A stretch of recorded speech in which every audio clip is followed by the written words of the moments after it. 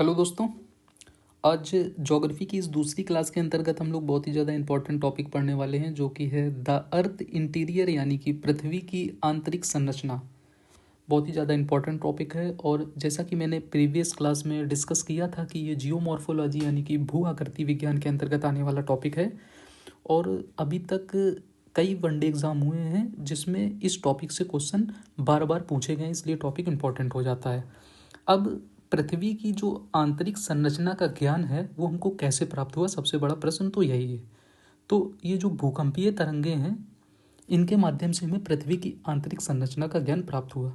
यानी कि भूकंपीय तरंगे ही पृथ्वी के आंतरिक संरचना का ज्ञान प्रदान करने वाला सबसे महत्वपूर्ण माध्यम है। तो टॉपिक को पढ़ने से पहले थोड़ा सा हम भूकंपीय तरंगों के बारे में देख लें, जिससे इस टॉपिक को हमारे लिए समझना और ज़्यादा आसान हो जाएगा। बाकी जब भूकंप को अलग से पढ़ाएंगे तो वहाँ पर इसके बारे में विस्तार से चर्चा करेंगे। केवल अभी यहाँ पर ये समझने की ज़रूरत है कि भूकंपीय तरंगे कौन कौन सी हैं और वो किस प्रकार का बर्ताव करती हैं। यानी कि अर्थक्वेक जो है, अर्थक्वेक भूकंप, उसमें ये जो दो प्रकार की तरंगे हैं, P wave and S wave, यानी कि primary wave and secondary wave. ये जो प्राइमरी वेव है ये ठोस, तरल और गैस तीनों माध्यमों में प्रवेश कर सकती है। ये जो प्राइमरी वेव है ये ठोस, तरल और गैस तीनों माध्यमों में प्रवेश कर सकती है। और ये जो एस वेव है यानी कि सेकेंडरी वेव है, ये केवल ठोस माध्यम में ही प्रवेश कर सकती है। यहाँ इस टॉपिक को समझने के लिए भूकंप में केवल इन तरंगों के बारे में ये चीज़ समझनी आवश्यक है कि जो प्राइमरी वेव है ये ठोस, तरल और गैस तीनों माध्यमों में प्रवेश कर सकती है। और ये जो एस वेव है ये केवल ठोस माध्यम में ही प्रवेश कर सकती है। ठीक है। अब बाकी भूकंप के बारे में जब अलग से टॉपिक पढ़ाएंगे तो उसमें विस्तार से और चर्चा की जाएगी। यहाँ केवल अभी इतना ही समझने की आवश्यकता है। तो इन्हीं भूकंपीय तरंगों के आधार पर हमको पृथ्वी के अंतरतम की जानकारी प्राप्त हुई। इन्हीं भूकंपीय तरंगों के आधार पर हमको पृथ्वी के अंतरतम की जानकारी प्राप्त हुई कि पृथ्वी का अंतरतम कुल 3 मुख्य परतों में विभाजित है। वो कौन कौन सी हैं? ये जो ब्राउन वाला है ये हमारा है क्रस्ट, यानी कि इसको हिंदी में बोलेंगे भूपर्पटी। ठीक है। और ये जो रेड पार्ट है इसको बोलेंगे मेंटल, यानी कि प्रवर। और ये जो ग्रे वाला पार्ट है इसको बोलेंगे क्रोड।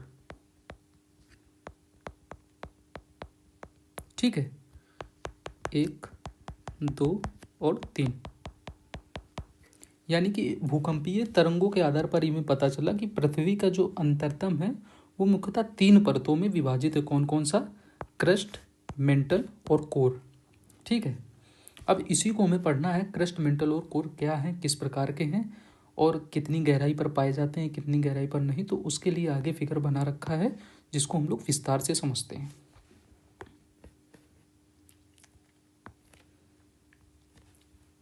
जैसा कि फिगर में आप लोग देख पा रहे होंगे, ये जो 0 से 45 किलोमीटर की गहराई है, 0 से 45 किलोमीटर की गहराई है, इसको हम लोग बोलते हैं क्रस्ट,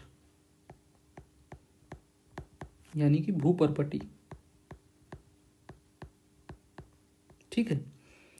ये 45 से 2900 किलोमीटर की गहराई को हम लोग बोलते हैं मेंटल, यानी कि प्रवर।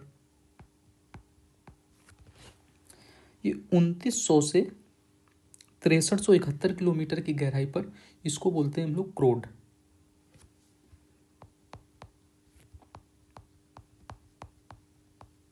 ठीक है। अब ये जो भूपर्पटी यानी कि क्रस्ट है ये 2 भागों में विभाजित है। ये 2 भागों में विभाजित है। कौन कौन से? ये जो उभरा हुआ भाग देख पा रहे होंगे इसको बोलते हैं महाद्वीपीय भूपर्पटी, महाद्वीपीय भूपर्पटी। और ये जो ये वाला भाग देख रहे हैं इसको बोलते हैं सागरीय भूपर्पटी। ठीक है।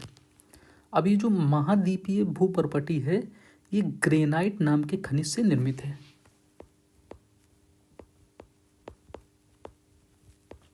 और ये जो सागरीय भूप्रपटी है ये बेसाल्ट नामक खनिज से निर्मित है। ठीक है, अब ये ग्रेनाइट नाम के खनिज से निर्मित है, ये बेसाल्ट नामक खनिज से निर्मित है, इसलिए इन दोनों के घनत्व में अंतर है। इसीलिए इनको विभाजित करने वाले क्षेत्र को कॉनरेड की असंतता रेखा कहा जाता है।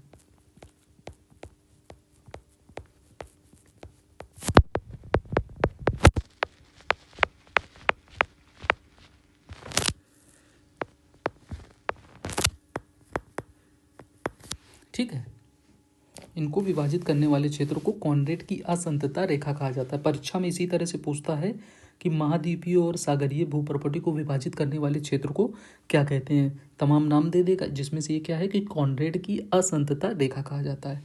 अब ये जो महाद्वीपीय भूप्रपटी है 0 से 45 किलोमीटर, ये ठोस और कठोर है। ठीक है, अब इसके बाद ये जो मेंटल है 45 से 2900 किलोमीटर, तो ये जो मेंटल का ऊपरी 55 किलोमीटर का भाग है ये भूप्रपटी की भांति ही ठोस और कठोर है। ये जो ऊपरी ये जो 55 किलोमीटर का है ये भूप्रपटी की भांति ठोस और कठोर है, और ये भूप्रपटी से ही चिपका हुआ है। यानी कि पहली जो ऊपरी 100 किलोमीटर की परत है वो ठोस और कठोर है। इसी को हम लोग क्या बोलते हैं, इसी को हम लोग स्थल मंडल यानी कि लिथोस्फेयर बोलते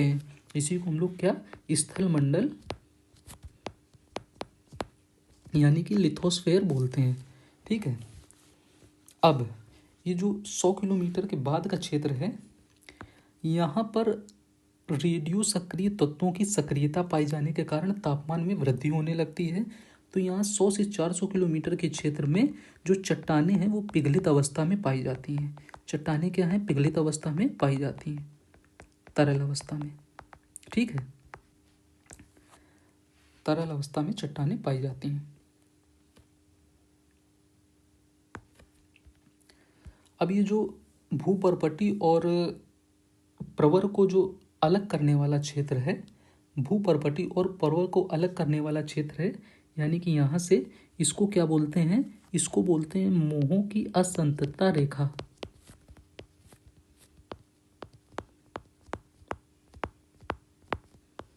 मोहों की असंतता रेखा।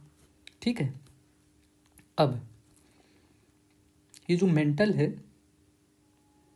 यानी कि प्रवर, ये भी 2 भागों में विभाजित है। मेंटल जो है वो 2 भागों में विभाजित है। कौन कौन सा,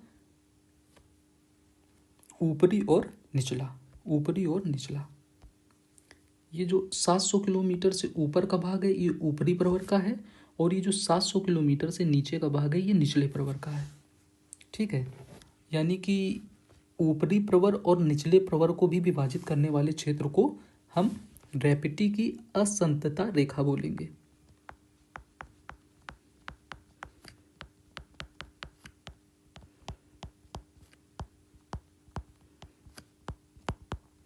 ये जो प्रवर है ये भी 2 भागों में विभाजित है। कौन सा, ऊपरी प्रवर और निचला प्रवर। 700 किलोमीटर की गहराई के सहारे ये जो है प्रवर 2 भागों में विभाजित है। कौन कौन सा, ऊपरी प्रवर और निचला प्रवर।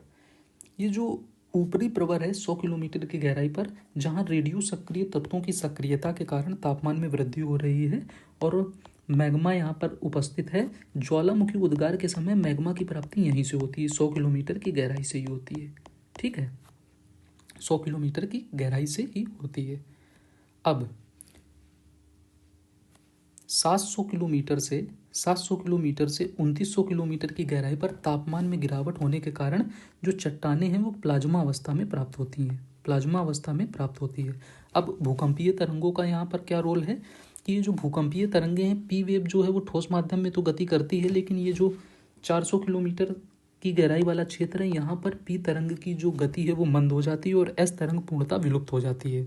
ठीक है, तो इसी आधार पर हमने पृथ्वी के अंतरतम का ज्ञान प्राप्त किया है।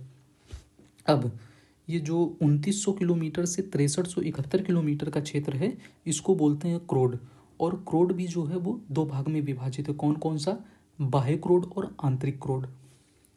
ये जो ये वाला क्षेत्र है ये आंतरिक क्रोड का है और ये वाला जो क्षेत्र है वो बाह्य क्रोड का है। लेकिन इससे पहले 2900 किलोमीटर की गहराई पर मेंटल और क्रोड यानी कि प्रवर और क्रोड को विभाजित करने वाली रेखा को हम लोग क्या बोलेंगे? उसको हम लोग बोलेंगे गुटेनबर्ग की असंतता रेखा।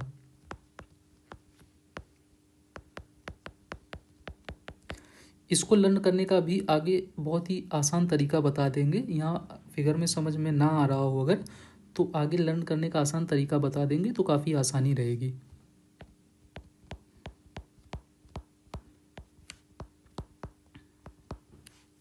गुटेनबर्ग की असंतता रेखा, ठीक है, यानी कि मेंटल, प्रवर और क्रोड को विभाजित करने वाली रेखा को क्या कहते हैं? गुटेनबर्ग की असंतता रेखा। अब ये जो हमारा क्रोड है ये भी दो भाग में विभाजित है, बाह्य क्रोड और आंतरिक क्रोड।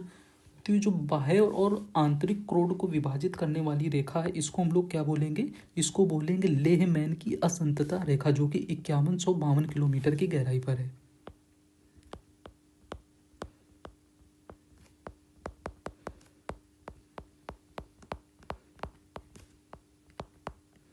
लेमैन की असंतता रेखा, ठीक है। अब ये जो पृथ्वी का केंद्रीय भाग देख रहे हैं आप, पृथ्वी का ये जो केंद्रीय भाग ये है, ये ठोस अवस्था में है और यहाँ पर निकिल और फेरस जैसे मेटल की प्रधानता है, जो कि भारी खनिजों में से आते हैं। निकिल और फेरस जैसे मेटल की यहाँ पर प्रधानता है। ये जो पृथ्वी के केंद्रीय भाग है ये ठोस अवस्था में है, ठीक है। तो ये जो पृथ्वी की आंतरिक संरचना इस प्रकार से इन इन इन भागों में विभाजित है। अब इसको और अभी तो फिगर के माध्यम से देखा, अब इसको थोड़ा और सरल रूप में देख सकते हैं तो ज़्यादा आसानी हो जाएगी। और ये जो 2900 से 51-52 किलोमीटर का क्षेत्र है, 2900 से 51-52 किलोमीटर का क्षेत्र, यहाँ पर तापमान में अचानक वृद्धि होने के कारण फिर से मैग्मा तरल अवस्था में, और 700 से 2900 किलोमीटर की गहराई में मैग्मा जो है किस में मिल रहा है? प्लाज्मा अवस्था में। ये इतना ज़्यादा इंपॉर्टेंट नहीं है, बस इंपॉर्टेंट ये है कि कौन सी रेखा किसको विभाजित कर रही है, यानी कि क्रस्ट, मेंटल और कोर। क्रस्ट, मेंटल और कोर, इनको विभाजित करने वाली रेखा कौन कौन सी है। और ये बार बार एग्जाम में पूछा गया है, बार बार एग्जाम में पूछा गया है, तो इसको और सरल तरीके से कैसे याद करना है इसको हम बता देते हैं, तो बहुत ही ज़्यादा आसान हो जाएगा आप लोगों के लिए। देखो पहला क्या है?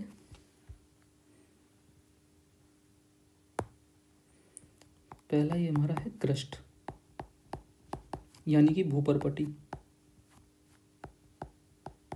ठीक है। ये क्रस्ट हमारा कितने? दो भागों में विभाजित था, महाद्वीपीय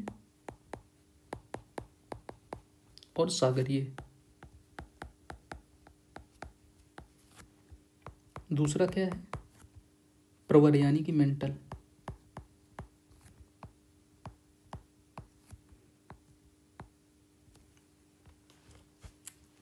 प्रवर कितने भागों में था? ऊपरी और निचला।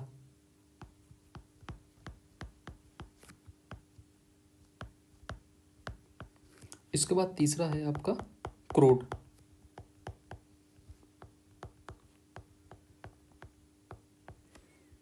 अब क्रोड कितने भाग में था? बाह्य और आंतरिक, ठीक है। अब इसको यहाँ बहुत ही सरल वे में समझ लेते हैं, और इससे बार बार क्वेश्चंस आते हैं, इससे बार बार क्वेश्चंस आते हैं। अब ये देखो, क्रस्ट है जो भूपर्पटी है, ये महाद्वीपीय और सागरीय है। इसको विभाजित करने वाले क्षेत्र को हम लोगों ने क्या कहा था? कॉनरेड की असंतता रेखा। कॉनरेड, ठीक है, कॉनरेड की असंतता रेखा। अब क्रस्ट और मेंटल यानी कि भूपर्पटी और मेंटल को विभाजित करने वाले क्षेत्र को हम लोग क्या बोलेंगे? मोह की असंतता रेखा। मोह की असंतता रेखा, ठीक है। अब ये जो मेंटल है, मेंटल है ये दो भाग में, ऊपरी और निचला। मेंटल जो है वो दो भाग में है, ऊपरी और निचला। ऊपरी और निचले मेंटल को विभाजित करने वाली रेखा को क्या बोल रहे थे? रैपिटी। रैपिटी की असंततता रेखा, ठीक है। अब मेंटल और कोर, मेंटल और कोर यानी कि प्रवर और कोर को विभाजित करने वाली रेखा को हम लोग क्या बोलेंगे? गुटेनबर्ग की, गुटेनबर्ग की असंतता रेखा, ठीक है। गुटेनबर्ग की असंतता रेखा। अब ये जो क्रोड है ये बाह्य और आंतरिक भाग में है, तो इसको विभाजित करने वाली रेखा को क्या बोल रहे थे? लेहमैन की असंतता रेखा। तो ये जो विभाजित करने वाली रेखाएं हैं इसको एग्ज़ाम में पूछता है, तो इसलिए बहुत ही ज़्यादा इंपॉर्टेंट है। आप अगर जिस भी एग्ज़ाम की तैयारी कर रहे हैं PYQ उठा के देखेंगे अगर ज्योग्राफी का, तो इस टॉपिक से क्वेश्चंस आए हैं। अगर फिगर के माध्यम से नहीं समझ में आ रहा है तो इस तरह से भी इसको याद किया जा सकता है, क्योंकि वनडे एग्ज़ाम ही निकालना है तो रट के भी इसमें काम चलाया जा सकता है। और ये अगर फिगर के माध्यम से समझ में आ रहा है तो बहुत अच्छी बात है, नहीं आप इस तरह से समझ सकते हैं। तो मुझे लगता है आज की क्लास के लिए इतना ही सफिशियंट है। अब जो हमारी तीसरी क्लास होगी उसमें हम लोग भूकंप के बारे में पढ़ेंगे। भूकंप के बारे में पढ़ेंगे, ठीक है। तो आज की क्लास को ख़त्म करते हैं। उम्मीद है कि आप लोगों को समझ आया होगा। Thank you.